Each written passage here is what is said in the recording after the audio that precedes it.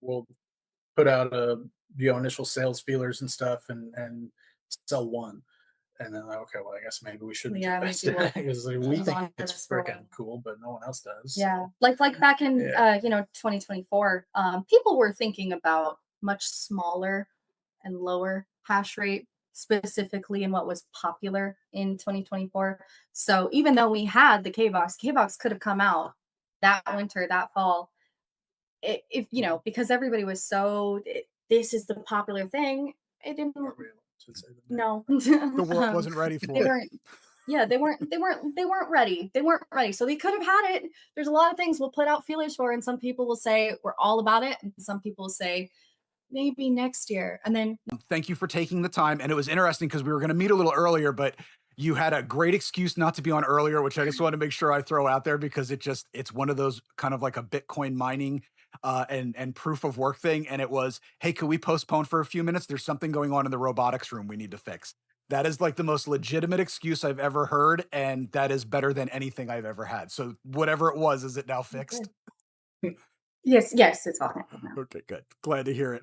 Mm. But that is so legitimate. I was like, well, that's definitely something that is there's things being made and being built, so that's good. So if you don't mind, I don't want to keep you guys all day, and like I said, I will ramble all day if I'm not careful. So let's jump right into it. You guys have been around in the space since like 2012. What first pulled you into Bitcoin and Bitcoin mining hardware? Do I start? It was you first. All right, yeah. Um, so let's see, 2012. I didn't What actually, yeah, interests you? I didn't really start into mining gear until 2013, but I had been working on my own. I was doing a lot of refurb and stuff for a computer shop that went under, and the the boss kind of forgot how to calculate profits and couldn't pay rent on the shop, so we moved all our equipment and stuff into various people's basements to work. So I already had my own workshop set up and everything.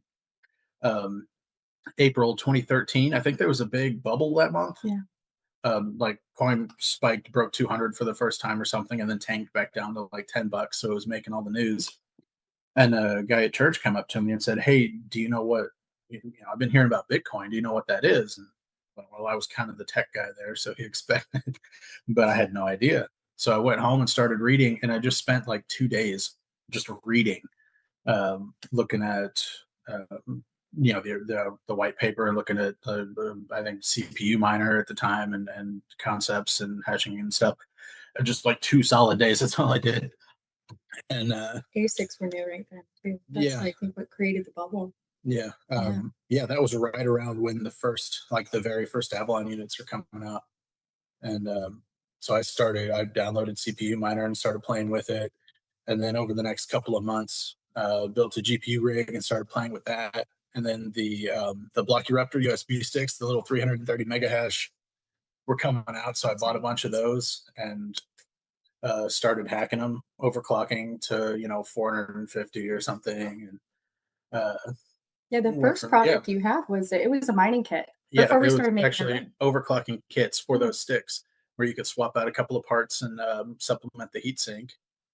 And then when the blades came out, the 10 gigahash blades, we had kits for those too to turn them into a 14 gigahash blade, and started doing warranty repairs for two of the three major ASIC miner North American distributors. And part of the pay for that was the deal was actually I got to keep 1/3 of the hash rate that I repaired. So they would send me customer returns, and I would just fix them. And every third unit I got to keep, and so I could either mine on it or resell it or whatever. That's And awesome. I rolled that into by summer of 2014. I actually had a small mine in a spare bedroom that was turning like half a coin a week. Wow. So yeah, Early days, and we were which is part starting. of what funded. That's what Yeah, brought up GekkoScience. and I was in Rolla, Missouri, which is a great engineering town. Is one of the best engineering schools in the Midwest is there. And another, I was Miner Source, Matt Carson's company, was actually also out of Rolla, and he talked to us about doing some custom power supply setups for his hosting because he was tired of getting overpriced ATX supplies that weren't efficient. and we had a source for like retired Dell server supplies for like $8 a pop for 750 watts. So we designed breakout boards that would socket into them and turn it into cables. Had a power switch and fan speed control and everything built in. And so we started with power, server power supplies that we marketed to everyone. And then by 2015, when the S5 came out, we were looking at that and saying, like, how could we make this better? Like, this is good gear, but how can we make this stuff better? And started looking at actually designing our own. That was the compact. Yeah. That's really cool.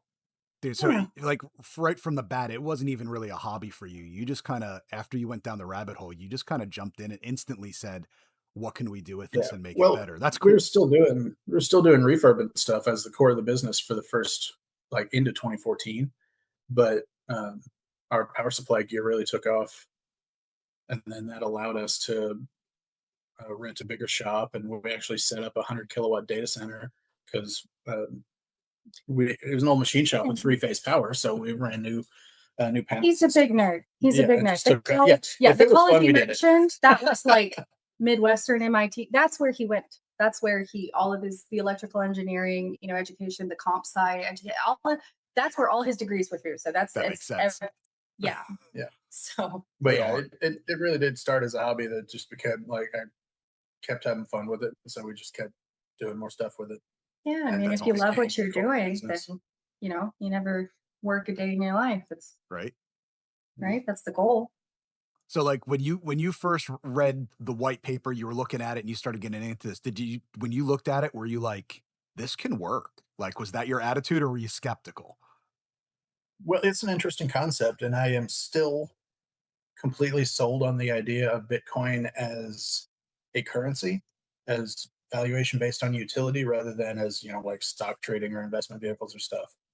And that was, as far as I can tell, the original intent was, here's money, exchange it for goods and services. Not and globally, anywhere, anywhere with anyone, and if a bank can't stop, you can't. It gave a lot of people freedom in a utility that, we've obviously continued to see grow instead of the constant inflation and the point of what was the very first quote by Satoshi about the headline of the central banks being the Genesis block with the yes yeah. So kind of to the very point of Bitcoin was the utility, and I think a lot of us believe in that. At our core, I think that's what drives a lot of the Bitcoin industry, is how much we believe in the future that Bitcoin has already given us and will continue to give us. That's awesome. I love it. So I'm a nerd.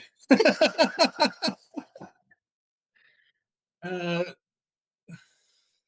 right. So GekkoScience actually is inspired by Gekko State, which is a group of characters from by now a 20-year-old anime called Eureka 7, which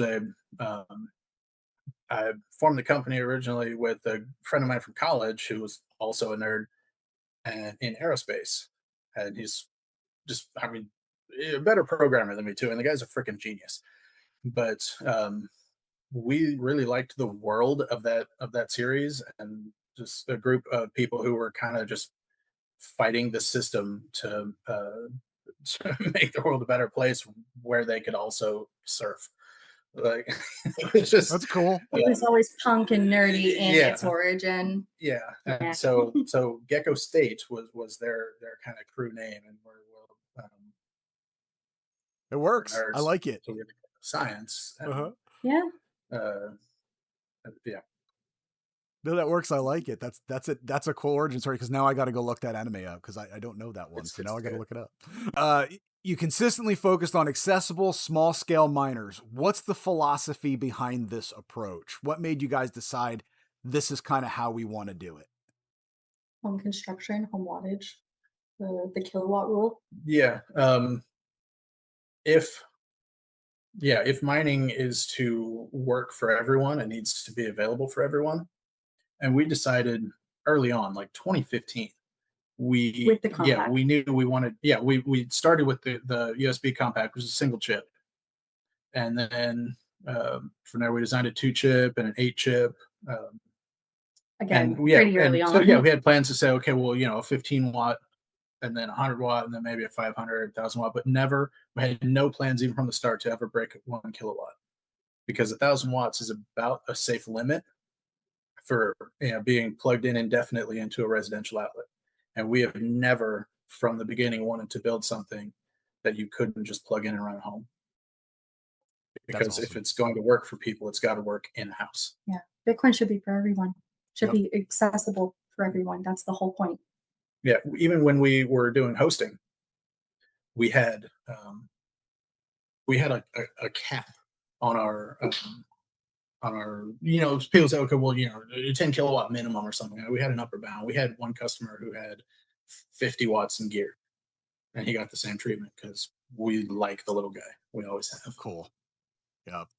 No, that's awesome. Yep. Miner in every home, right? That's kind of the goal. That's how I see it. Put a miner in every home in the world, and the world becomes a better place. So Yeah. awesome. Mhm. I like it. USB miners became iconic for GekkoScience. Why did that form factor resonate so strongly? Do you think a lot of people thought of that as like a really neat concept to do, and that's why it was kind of a hit? Well, stick miners used to be super common. Like, we were actually late to the game because one of the first widespread miners, again, was the original ASIC miner USB block eruptor.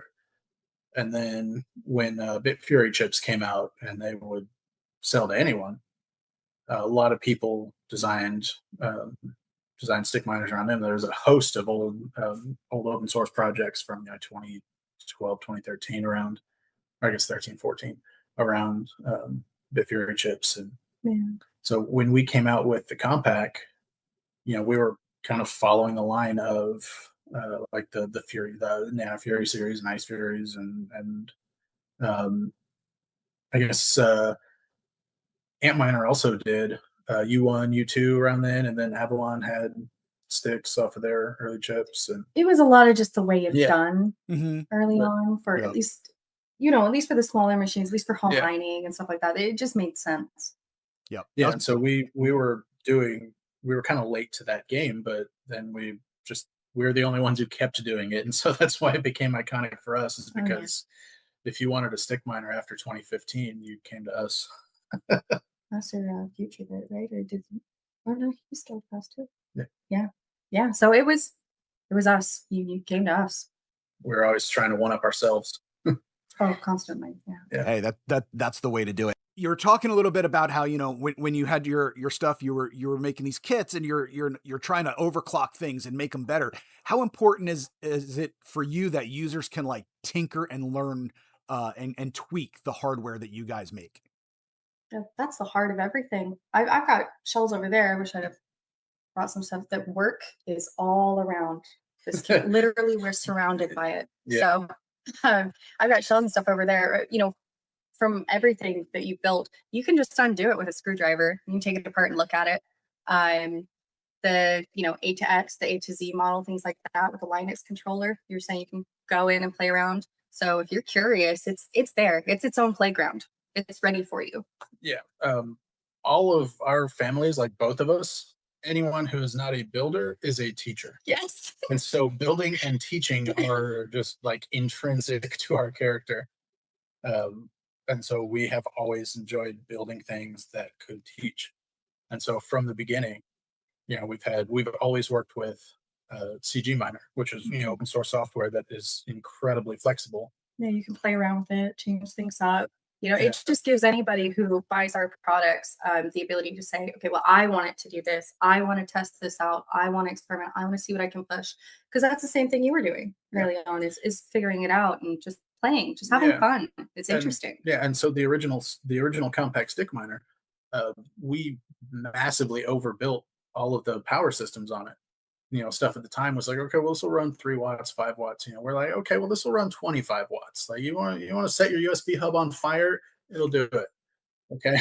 Like, you just turn the volts up, crank the speed, whatever, just keep it cool. Yeah, I think tinkering is a core set of everything we build for the tinkerer, we build for the curious, we build, for the person who looks at these machines and is just so excited to play around. That's awesome. And it's the perfect match for a Bitcoin miner, right? You've got it's that, like you were saying, it's engineering and education, right? So when you meld those two together, you have no choice but to, expand your knowledge base. And that is so cool that you guys do it. And I mean, there's no age limit on that, right? There's guys that are my age and older. You've got kids that are into it, that are trying this stuff out. So you got so many different people learning about things that they may not have had exposure to before by just, picking up a simple, inexpensive value, not cheap, because I don't like that word. Cheap means janky, but Flimsy, yeah. right. Yeah. But priced appropriately, value price for what you're getting type of a product. So that's really cool. Yeah, and that kind of answers the next question I had, which is about the education, which you've kind of cleared that up. It's obviously with you guys, it's as much about education as the quality of the product for the tinkerer. So very cool. Both have moms that are teachers. It was Yeah. very important growing up. I homeschool my kids. All of it, there's both sides. I feel it was inevitable. So That's love it. Meant to happen. That's it. It was fate. Okay, so let's move on. We're going to talk a little bit about some of your products. Just kind of give our folks some idea about the stuff. The Terminus A to Z line pushed into multi-terahash desktop miners. What made that leap possible? It wasn't our first multi-terahash pod. We were so excited for this question because we Okay. had that back in 2021. We had the R909 release, which is a name also based off the Gekko state, because again, nerds. Hmm. But it was set up to push 2 terahash. Yeah, the 909 stock speed was 1.8, and it would overclock to 2 to 2.5, depending on. Your voltage is, Yeah. how you had it set up. But yeah, so that was available during COVID. Oh, wow. Right on. Yeah. Mhm.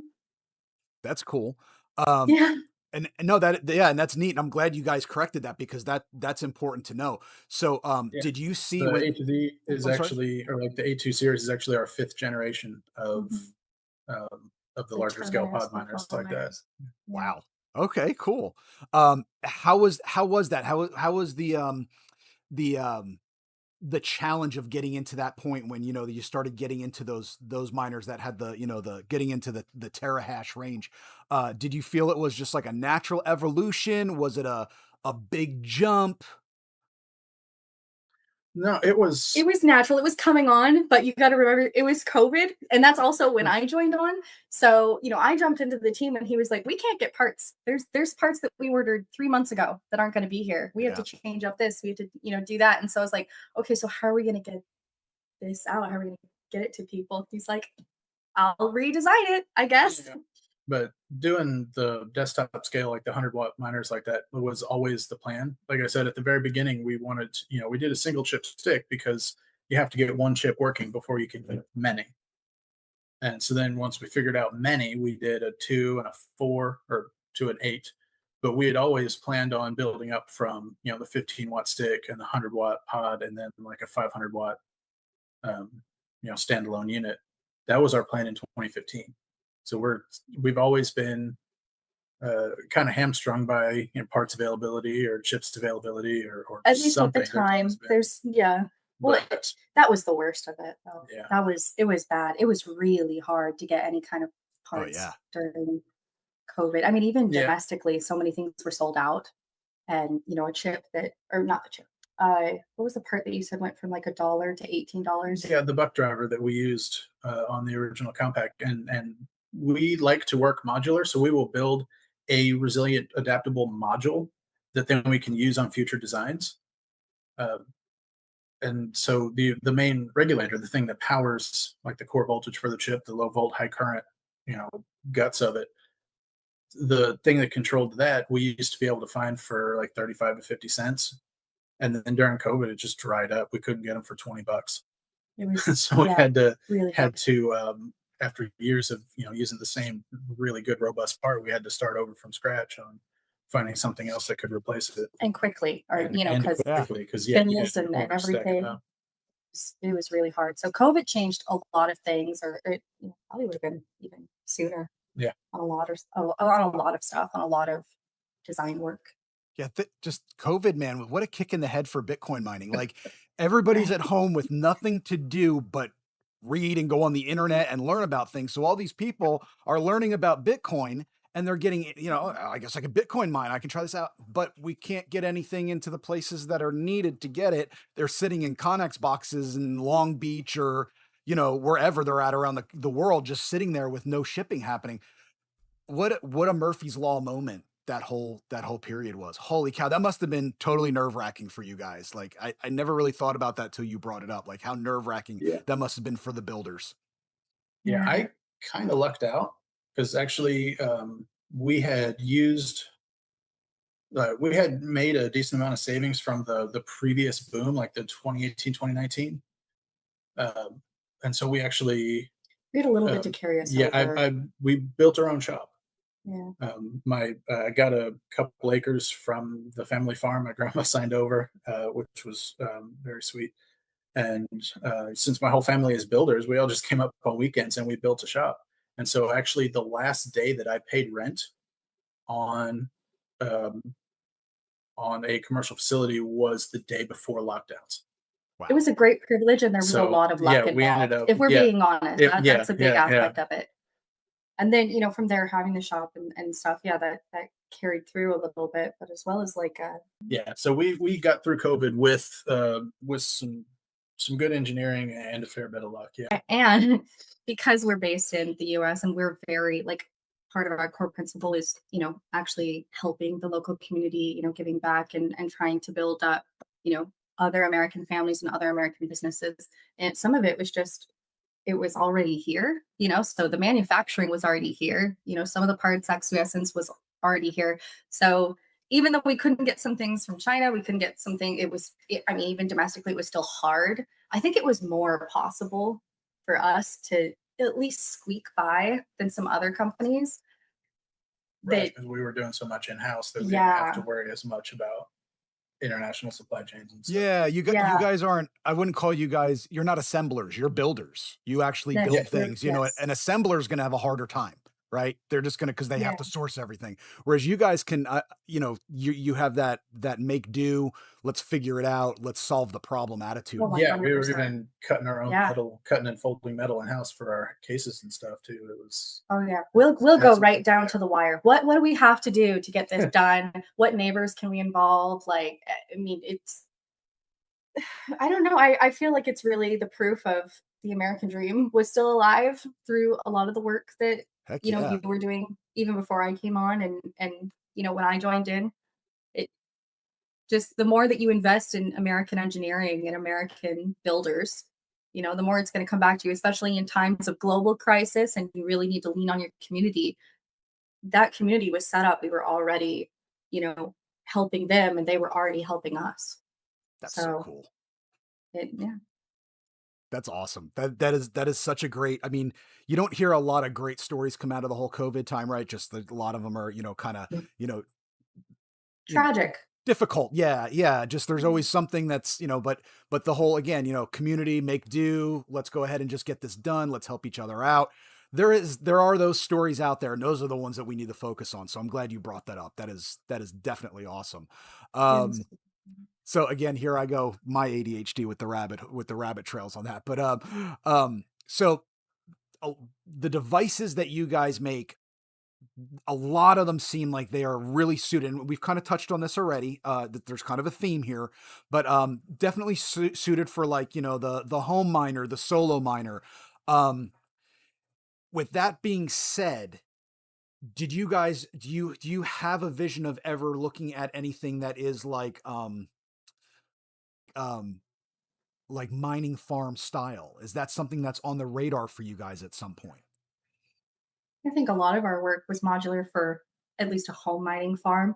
Um, Never industrial, like we said, meant for, yeah. home miners. But I mean, it wasn't just for solo one-offs. Like we encourage people from early on or created tools like the hub and the smart hub, things like that to help people at home, grow with their budget and have a mini farm. Yeah, Still do. we've been approached once or twice by people looking to design more industrial gear, and quite a few times. we generally turn them away because that's just not what we Not want. your That's vision. not the people we want to support. Yeah.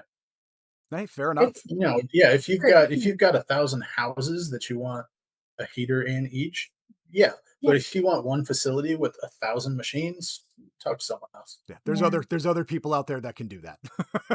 Those are the people not your that vision. actively want to do that. Yeah, like we said from the beginning, we always wanted to help just real families have a piece of pie, come in and start mining and being able to have that power, have that freedom. That it was always about just normal people, just the every guy, Yeah. Yeah. I love it. Where do you see the category of like desktop miners like the A2Z, the pod miner? Where do you see that evolving to next? The generalized idea is heat punking. We care a lot about, like we said, the utility of Bitcoin. We also care about the utility of mining. I think it gets a lot of a bad rap of, oh, well, it's so bad for the environment, so this and this. No, Mr. Hippie, you can run one too. You can also mine. So I mean, if it's going to give off heat, or if you need the heat, it might as well mine, right? Like that's Yeah. why we have the Mine Coffee. That's why we work with Ernst of BitShopper, and I think we can say that. IMGPIO of the Okay. Solo Mining Co. Yeah, we worked with IMGPIO. Yeah. Gotcha. Yeah, I'll and that get Mine permission. Coffee is cool. Anytime I just had one of my recent episodes, I spoke with one of the Tadros brothers. They have a project up in Montreal. They call it Liberty City, and basically their whole thing is, they want to build these houses in these neighborhoods, and everything that can be heat punked, anything that can be turned into a Bitcoin miner in the house, they want to do that. The water heater, the Yeah. clothes dryer, whatever they can do. So Yes, send them our way. Yeah. Let us talk to them because we want to see that happen. Hestia out of France Hestia. Yeah. makes a really good. It's actually passively cooled, fanless. Basically, the old radiators, the water heat. They make that mine. Mhm. So it's a completely passively cooled, wall-mounted radiator that uses hash boards for heat, and they contracted with us to help with The engineering and the hash that board design. sounds cool. Yeah, it's cool as that. it was so sounds fun. cool. Yeah, It was so and great. yeah, other outfits have contracted with us for a bit of prototyping and consulting work as well for heater design. That's awesome. I think 26 and 27 are the years of the heat punks. I'm seeing it more and more. There's more interest in it. I think that's going to get more of our regular citizens of the world interested in Bitcoin. I think it's a great avenue to enter into it. Not necessarily my folks down here in Houston, Texas. We have 3 cold days a year, but but for the rest of the world that actually has like nice winters, like where I grew up in New Jersey, definitely that's a Yes. thing. Yeah.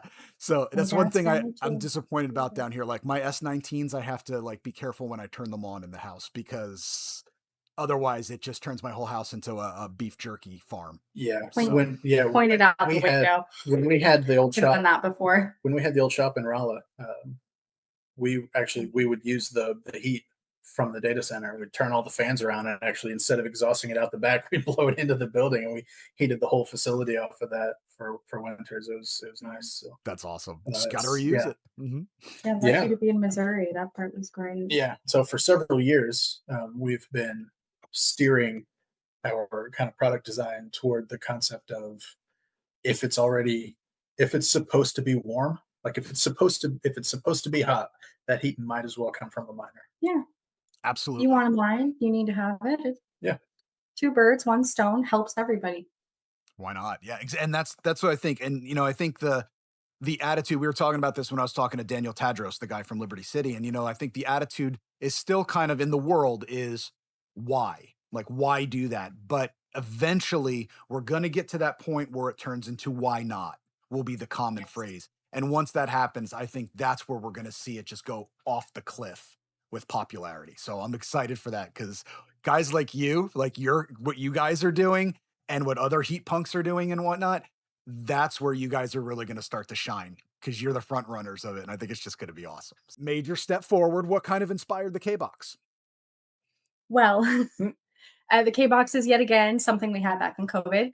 But again, parts and things, it made it very difficult. So we didn't go forward with it at the time.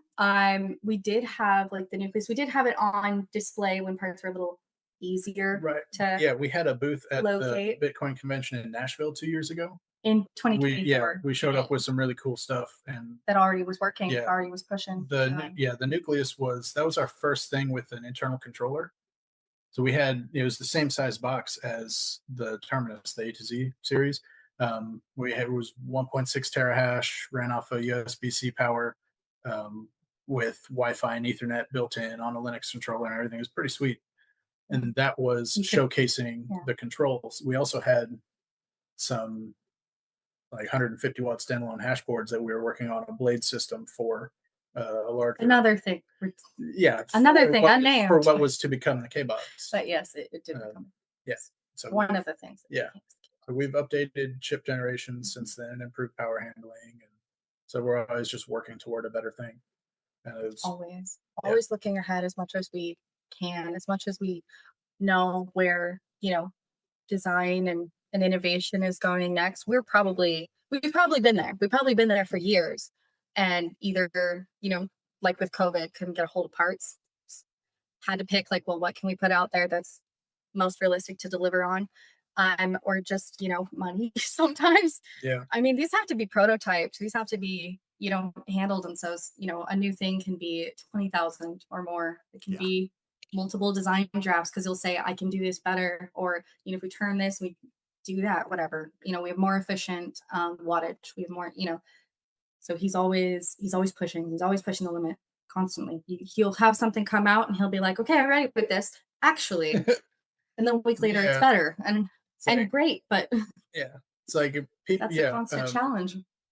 We've had, I think, 14 distinct generations of USB stick miner that have been designed, working with different chips. Only 5 or 6 have come to market in the last decade. But like we're always doing work on something, always trying to make stuff a step better.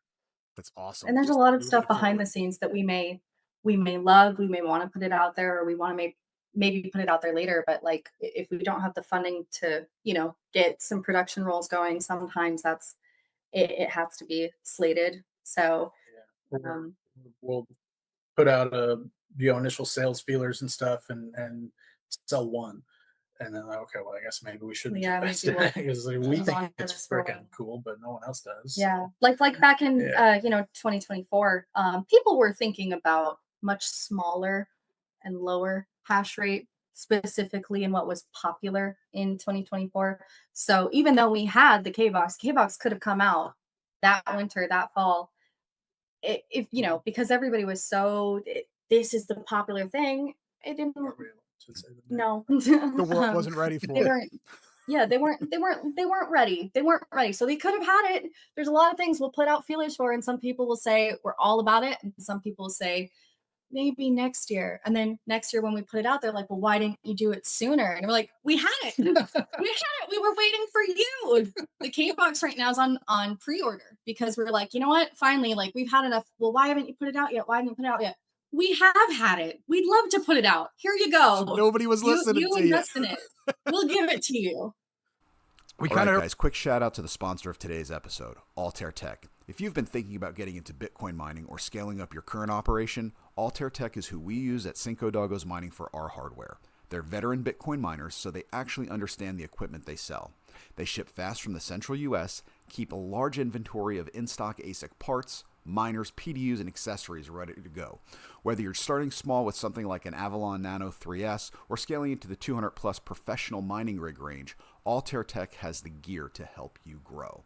And if you're new to mining, they offer free consultations to help you choose the right hardware and strategy.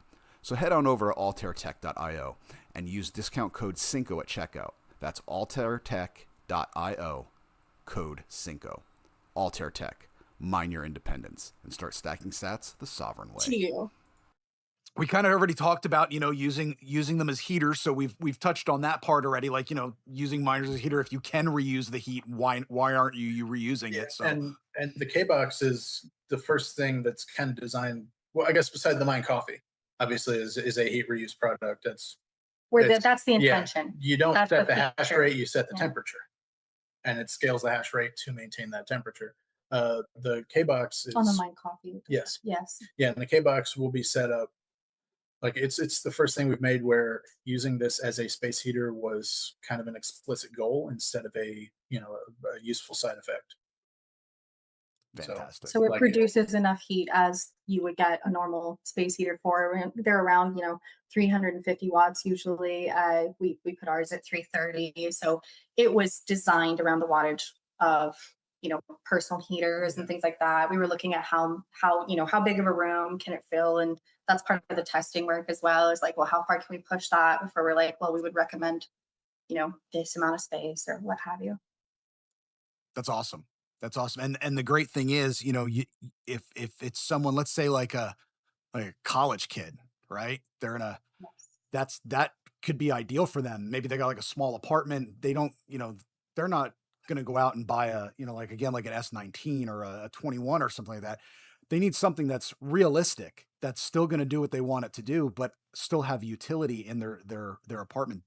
That seems like it's like perfect for that. Am I wrong on that? Like, am I? No, no, no. That's the point. yeah, That's the yeah. whole point is, small room, bedroom, your work room, whatever you want to do, it gives you that option. Even under your desk, if you're at work in a big building. And Keep I your mean, feet warm. I'm a woman. I feel like a lot of men in work, sometimes they're okay with the temperature. I'm freezing. I hate it. We go anywhere, we work anywhere. Even the robot room. I'm like, okay, it was nice talking. I'm gonna go get my yeah, haircut. I've got to keep it chilled in there for mechanical parts. calibration on things, and then solder paste and stuff. And You can't so risk she'll lighting. she'll poke her head in to say something and then immediately dart back out because it's too cold. Yeah, if I'm gonna be in there for more than a couple seconds, I literally come in just dressed to the nines. I've got winter coats on. I've got blankets wrapped around me. Like I can't do it. So if you're at a workplace and you get as cold as I do, or it's really nice to just have something pointed towards you or something you can turn around if you're done with it, do whatever. Added benefit if you also get the wattage of being at work, and they allow personal heaters. But then it has its use. It has something that you can do with it that's for you, for small homes, for apartments, for college dorms. For It still works for everyone. That's the point. It still works for everyone. That's beautiful. I love it. And kind of looking at the journey of what we've been talking about from, back when you guys started to, as we're getting up closer now to today, USB stick miners, the K box. It sounds like you guys have this core philosophy that has kind of stuck with everything that you guys put out. If you had to define that in like one or two sentences, what would you say that is? We build for the common man. I'm trying to think of a way to word it that it's not. I mean, that's accurate. I don't think that's kitschy. I mean, I think that's accurate. Yeah. There's nothing wrong Yeah. with that, right? That's going back to if we look at like Greatest Generation stuff, right? That could be a Yeah. poster itself right there. A World War II poster, building for the common man. I think that's Yeah. accurate. And when I joined on, that was part of like why I cared so much. I have other, history in helping managing, companies or doing advisory work and stuff. GekkoScience was actually the smallest company I'd ever worked for, but hearing why he cared about the community and what Bitcoin has meant to so many people is so important. And it really caught my attention early on. And I wanted to see this company grow. I wanted to see the industry grow. And I think having that as your basis, now for over a decade of we're just helping normal people get their piece of pie. That was the whole point of Bitcoin. Um, I don't know. I think that's always been kind of the North Star that keeps us going the right direction. A lot of our best ideas have been her ideas lately. Like even, I mean, I'm obviously in charge of electronics and stuff, but how anything looks is entirely between her and Duncan. We pushed him to add on LEDs, and it took a lot of. We listen to feedback. Yes. We care about feedback, and we got bullied into the LEDs. And I'm so excited. I'm so glad we did because he hates them. He hates LEDs. He would have never done it. And me and Duncan and the whole community were like, come on already. So thank you. Bully him a little more. Why doesn't it do this? I'm fine with that. I'm so fine. I'm so fine. They're going in the K box. The K box will have full RGB up the butt. Yeah. So You can control the glow. You can change the colors at your will. You can make it match the preset skins and things that we're adding to the design. So right now, it's the pre-order is, it's just the black. It's just his black base. Yeah, I didn't take those pictures. I want that out there. it- but you can change. We'll have different skins, things like that. So you can change it later on. We're going to email everybody who's got an order and say, hey, what do you want to pick from? You can change it literally up until the day before we're shipping. So if something else comes out later on and you're like, actually, I want to change my mind. Oh, I think this would be cool. And then you can change the LEDs to match that glow. So apparently our core philosophy is adapting to, we build for Americans who like RGB. Yeah, no, that makes sense. I'm 47 years old, and if I could show you guys my PC over here right now, like my gaming PC, it would probably give someone who like seizures with the amount of flashy RGB lights on everything I have. Yeah, I like, love that. The best everything I computer could have. case I've ever seen, and I bought one in 2003, and like the company doesn't even exist anymore. But it was just a completely black, like automotive grade polished paint, black rectangle. Which is why they're not in company anymore. One light. So so funny. It is that a shiny connection. black brick. One light so you knew it was on. That was it, right? Yeah. That is, but no. Hertz has a flair RGB for everywhere. dark and simple, and the rest of us on the team and the rest of us in the community are like, but color, some color, add this, do this. Bitcoin's So, great, but what color is it? Yeah. I love it. Yeah. So that's cool though. So you do take the community feedback, obviously. You listen to your customers, you listen to that feedback, and you try to incorporate it where you can, which is great because there's a lot of companies out there that don't do that. It's like, here's our product. That's our product. Now, So technically the R909 had an RGB LED in it. Technically, but it from stock, it wasn't set to play around with it. You would have had to. Yeah, We would have had to go in tweak there. it. And play with it a our little. artist in residence but- tuned it to a specific color that matched the branding theme. But I made it yeah. pink. Yeah. I made it pink. I let my kid pick the color, and sure, it's magenta. It's pink, and I picked it. If you want to play with it, you want to change it, and you have an R909, anybody out there, you can still do that. You have to go in there and play around with it, but it's there. You can play with it. I made sure. So let's talk a little bit about balance as we're kind of starting to kind of wind down here toward the end half of the end part of our conversation. When we think about new users, flexibility, advanced users, where do you guys try to find that balance? Like how does that work? Trying to find that balance with ease of use, yet still offering that ability to be flexible with what you're doing. Well, early on, it was, if you wanted a miner, you probably cared about Bitcoin a little deeper. It was a bunch of nerds, frankly. He was one of many, just that's on the forums and stuff where he got. I got in because I fairly wanted to famous play with the hardware. Yeah. And so we kind of built hardware for people who wanted to play with the hardware. Yeah. So that was the majority of the market back then, which is fine. Now it's transitioned more where people come in, and if you want to just plug it in and play, you can. You don't have to care about the insides. You don't have to care about what you're looking at. You don't have to know anything. You just have to say, I want to mine Bitcoin, plug it in. It automatically goes into hotspot mode. You point it to, whatever wallet you want it to mine to, whatever, pool you want to do, or your node. We're very node friendly.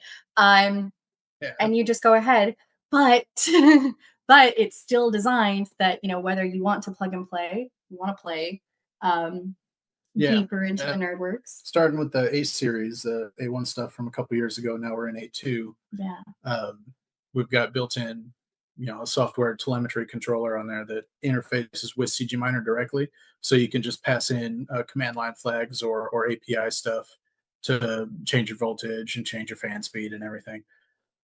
Which allows for, you don't have to actually play with the hardware physically in order to play with the hardware. And so Duncan has done a really good job with front-end UI stuff that has a lot of options just, in a web UI, which makes it easy for people who just want to plug it in and go. However, with a full Linux controller, you're SSH away from I'm being gonna able get it. I'm to gonna be right back. being able to mess around with the software settings and watch your CG Miner live feed, individual chip stats and temperatures and all kinds of stuff, right there. That's awesome. And so while we have a skin of plug in and go, there's still very much a skeleton of I want to mess with this, and it's still right there. This is a prototype skin. It's just a shell, and it's not the actual skin that the A2Xs and HCs have. It was just a prototype. But this tiny little thing is its own Linux computer, basically. This little tiny space. It's the size of my phone, and like a couple stacks of books. Like it's not very big, and it is essentially its own computer. So anyone who wants to play around with it, it's your own playground, and it's the world's smallest playground, one might say. So it's still designed for the advanced miner, the advanced, Bitcoin enthusiast to push it as far as you want to go. Again, we're very tinker friendly. And that's great because somebody who does start off like retail adjacent, they buy it, they put it on the shelf, they connect it to their wallet, they connect it to the Wi-Fi, they watch it mine, and then they start trying to, I want to learn more, I want to learn more. That Right. As that curiosity and that education grows, they don't need to go buy 10 different things to do that. They have the unit right there. They can tinker with it. They can go check out stuff. They can talk to you guys and find out more and get involved in the community and say, I want to do more with this. And they can grow using that unit. Yeah, and Exactly. with a full Linux system, you can poke around with CG Miner and learn the software back end, and you can poke around, natively without having to recompile a bunch of stuff. Just the web interface, and with USB expansion, you can plug a hub into it and run other devices, or plug an Ethernet adapter into it and have it hardwired. It's very flexible. Yeah, the A2X and the A2Z were, they're their own computers. The K box, it's like I said, if you want to plug it in and you don't care what's inside, you don't know what's inside, it works for you. And as you get more curious, it's there. You can keep pushing it. You can push it as far as you possibly want it to go and experiment around and upgrade, grow it. Like we said, a lot of things with the modularity is meant to, if you have only a little to invest right now, but you want to mine, there you go.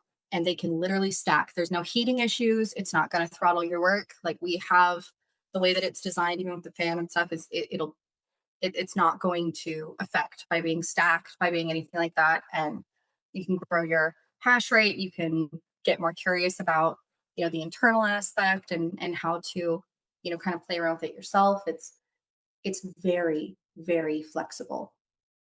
That is so cool. And I think the more people that they learn about Bitcoin, their Bitcoin, right? Not just Bitcoin, but their Bitcoin, how their Bitcoin comes into creation. And they learn about their miners and how mining works and how the equipment works and how this sounds nerdy, but it's a beautiful system. It is to me, the whole ecosystem of Bitcoin. It's beautiful to me. It's just that this beautiful thing. And I think the more people learn about that and the more they get into it, without sounding too pie in the sky, I think the world's a better place for that. Like, it's. No, we agree. Yeah. We fully agree. And we love the nerds. We love it. Absolutely. So that being said, I want to transition to two different questions, and I'm going to ask them backwards than the way I sent them to you. So Okay. Something that has come up lately in some of the spaces, I do a Wednesday night space on X. We call it Midweek Mining, and we take questions from people. Me and my co-hosts, we discuss mining topics, the difficulty adjustment, things that are popping up in the news that are specifically related to Bitcoin mining. But something that has come up the past few days that I've been seeing is there's some news outlets that are talking about how the current environment of Bitcoin mining is more focused, and it is going to be going the way of the large mining farm. Okay. I don't necessarily agree with that.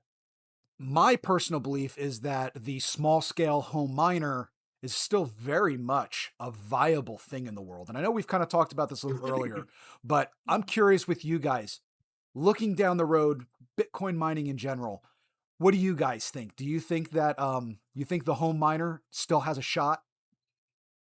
It has to. It has to. Yeah. Farm mining is driven by economies of scale, and people with wealth working to further centralize their wealth. Um, However, when we uh, when we started working with Hestia, and I hope they don't mind me saying this, but one of their, I think it was a CFO or someone, one of their guys was talking to me. He had showed me part of their a presentation they were working on. They had the numbers from, I think it was the United States and France were the top two countries that use electricity for residential heating, and the total amount of power between the US and France combined used for residential heat was something like 170 times the amount of power of the global Bitcoin network, like all the mega farms. This was 2 or 3 years ago. I'm not sure how things have changed since then exactly. I need to look that up. But when someone says, okay, every electric furnace and every space heater in the country would be 99% of the Bitcoin network, but that's in 300 million homes. Yeah. When I heard that, I was like, yes, That's let's do where that. it should be. That's how there it should there be. is there is a use case for home mining where, like we said, if it has to get hot, it might Heat as well be a pumping. miner. Yes. There's less of, it'll be harder to convince everyone to plug something in that generates heat that they then have to deal with.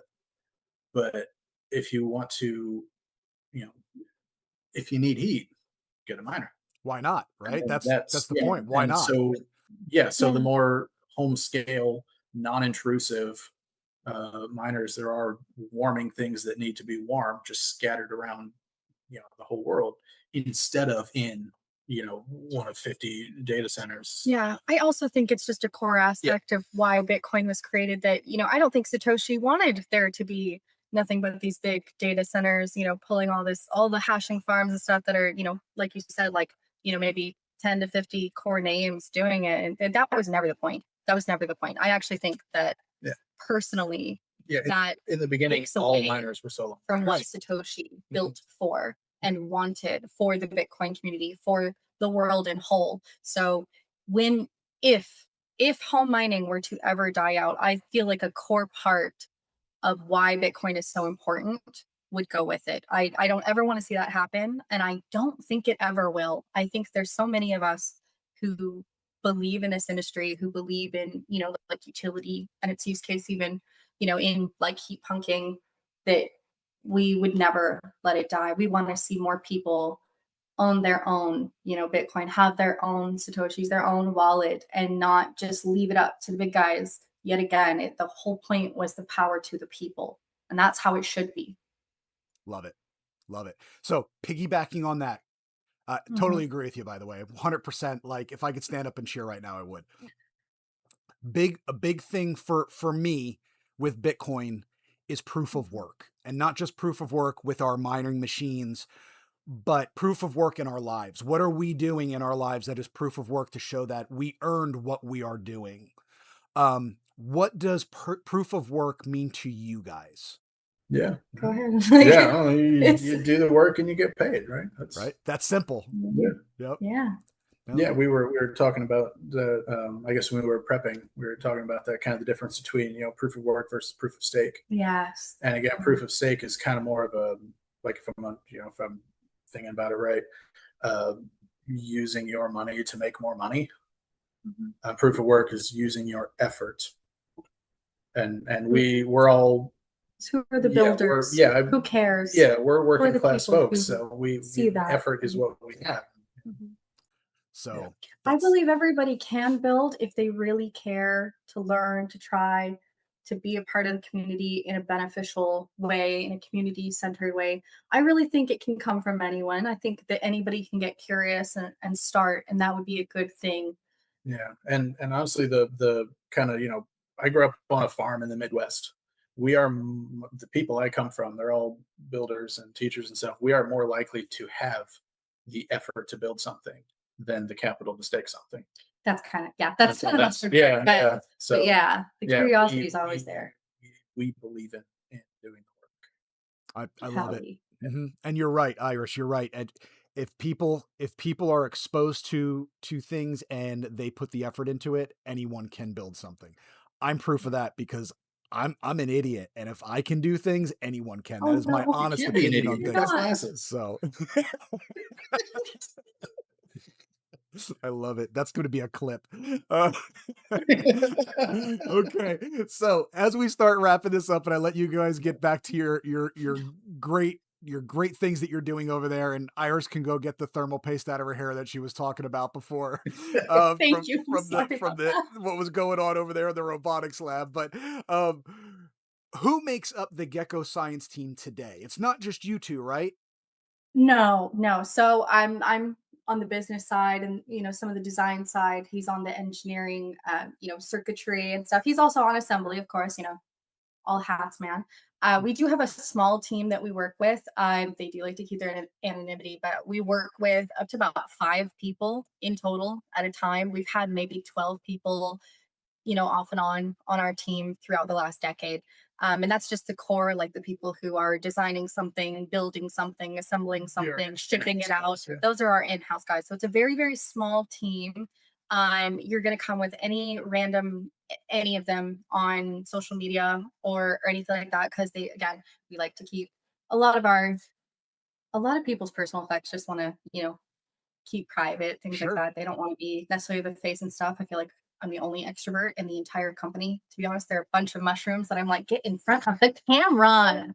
You're going too bad. So I think I'm the only person who's like, hi guys. And oh, I was talking to Herc. And you can tell when you're talking to me and you see me. I'll pull them in front of an interview. I'll pull them to conventions and make them show up. Everyone else. When we built a booth space for conventions, we built a small room in it to hide. I designed the schematics for the pop-up shop. We got a 10 by 10 that people that we can build, and half of it is just like there and workspace where we can pull the curtain and hide. That's great. People. I love it. That was not what it was designed for. No, I designed it so we would have a back room. Let me go see if we still have this in stock. Let me go if we need to fix something. Oh, hey, we have this. It's yeah, let me just pop it back there. Like we had, a one-stop little shop for that pop-up. I designed well. And this man was like, the introverts can hide? Like that's the thing he cared about. Pull the curtain and all the world goes away. I love it. Which was so funny because I shoved him right in front the whole time. He thought he could hide. He's the founder. There was no way. But I let him think that, I think you hid more than I did. I did. I had so many meetings and so many things to do back there. I hogged it all myself, and that's why you couldn't hide. That's part of it. And these are all people that we genuinely like love and care about. Yeah. By the way, it is such a small team, so I feel like that needs to be said. It's not the whole this company is a family. This company is really family. These people are really our best friends and stuff. They're we'll celebrate birthdays or holidays or things together, and it's not because the company is necessarily doing it together. It's because I genuinely want to see those people. Sure. I know their families and they know ours. So, and that I think that's how it should be. Even our more extended reach of the company with people like we work with Altair, we work with Bitcoin Merch. We've named, I am GPIO overseas and Ernst and in Germany. And there's a lot of people that we work with that we just love and adore these people. We care about them. We care about, their families. We care, we care about their children. We met some of their children and this community it's our community. This community is our neighbors. So we have a very tight group of people that we work with. It's very small, but nearly every single person in it is someone that we've met in person and have like a very close personal relationship with. There may be some things we contract out here and there, but for the most part, our core team is truly our team. It's not the faceless group at the company. It's everybody and you all have that personal connection. I love it.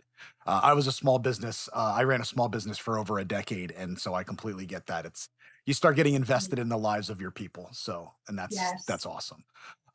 Okay, so before we start wrapping up, and we get to where people can find you online, anything that I missed that you want to touch on that you'd like to talk about that either I completely missed, I forgot, or the ADHD kicked in, or anything like that before we get to a final where to find you guys online?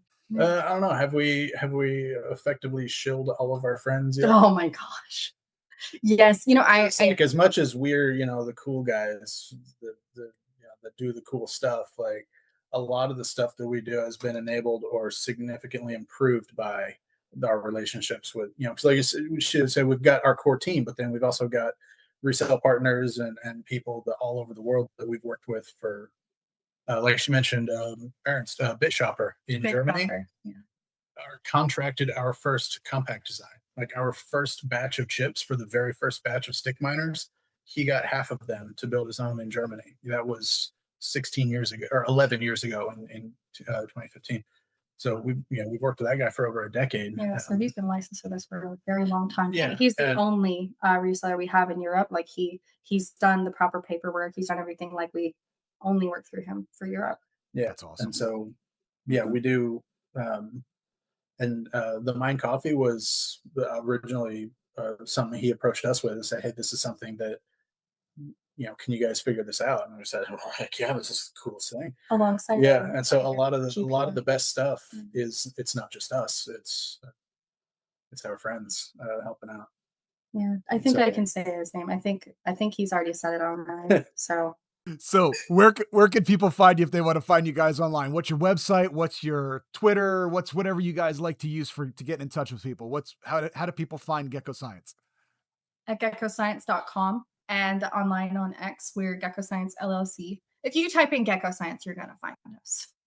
Yeah, and then if you need to ask us questions about stuff, there is a contact us form on our website, which is checked frequently, so like it doesn't just disappear into the void or anything. So yeah, same with reaching out to us like almost same as emailing or me anything. Yeah, it will. Someone might get to it before him, but they're gonna right. Yeah, someone touch it, and I'll get tagged in there as well. If there's anybody that you on X want to throw out a question to, it doesn't matter even if it's not directly to him or directly to me. It'll make its way to us. So that's all good. Right on. Okay, cool. All right. Well, I want to thank you guys very much for coming on today. We went over on time, so I apologize for that. But again, I just won't. If I don't have something controlling me, I won't stop. So I apologize trim for out that. some of the amusing anecdotes. No, we love it. Thank you so much. We're so happy you have us on here. Hey, no, it's been a lot of fun. I'm just the guy kind of asking the questions. This is your show, and I appreciate you guys allowing this to happen. Love to have you back in like 6 months if you've got time. We'll touch base again, see what's new, see what's happened in the time being between then and now, and kind of touch base again. Does that sound good? Yeah, absolutely. We'd love that. Awesome. All right. Thanks, guys. Appreciate it.